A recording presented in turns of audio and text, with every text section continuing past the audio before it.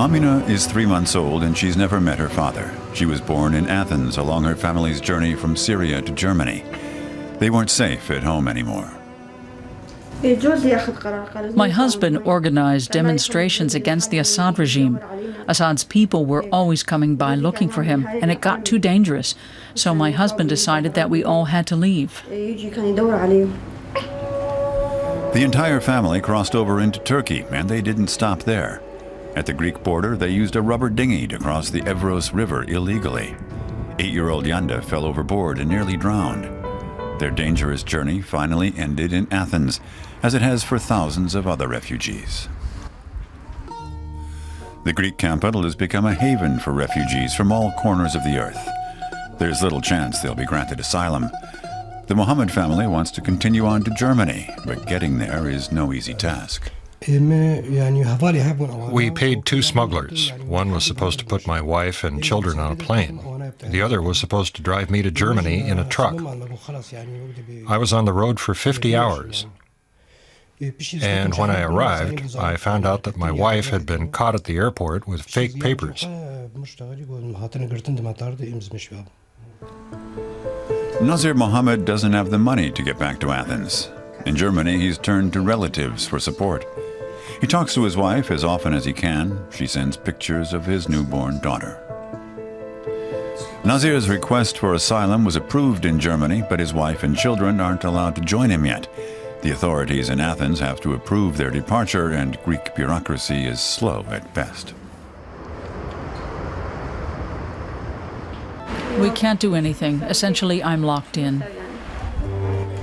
Shireen and her 4 children have been stuck in Athens since the start of the year. Their apartment is cramped and run down. They all sleep and eat in one room. The tight quarters are tough on everyone. Shireen is scared of going out. She doesn't speak a word of Greek, and she knows that right-wing extremists have been targeting immigrants just like her. To Shireen, Athens is a dangerous place. We want to get out of here as soon as possible. The Mohammeds have enlisted the help of the German Red Cross tracing service to push the Greek authorities to free up Shireen and her children. In the past 2 years, around 5,000 families who were separated on the run have turned to the Red Cross for help. There are many more who haven't.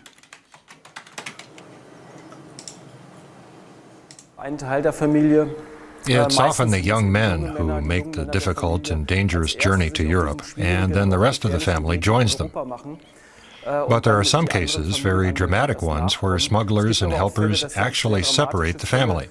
They're told they'll be getting in a truck, and all of a sudden there are 2. One is going to Sweden, and the other to Germany. And all of a sudden they're separated. The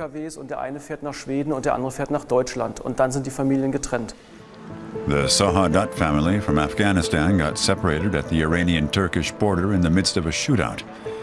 Their smugglers were supposed to take them to Italy by boat.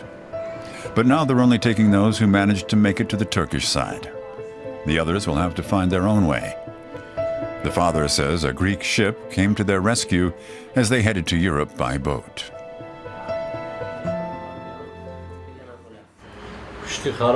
It was really dangerous.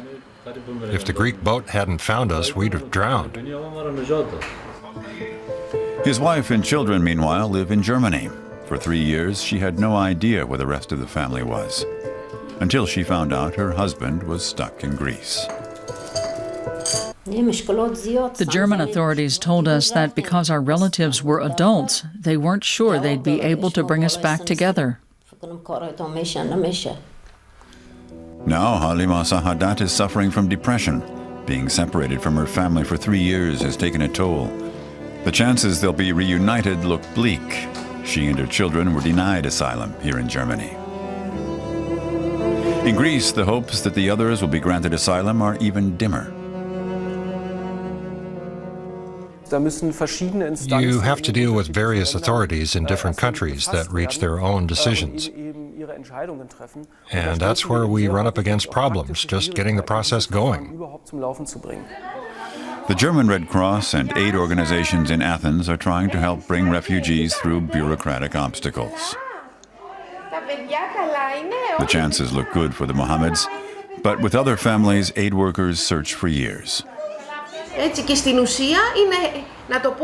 The way things are right now, it's essentially the criminal smugglers who end up determining the whereabouts of refugee families around Europe. And I think that's completely unacceptable. Aid organizations face an uphill battle, as do refugee families as they embark on dangerous and difficult journeys. Nazir Mohammed is lucky. Soon he'll be playing soccer with his own kids and getting to know his youngest daughter, Amina.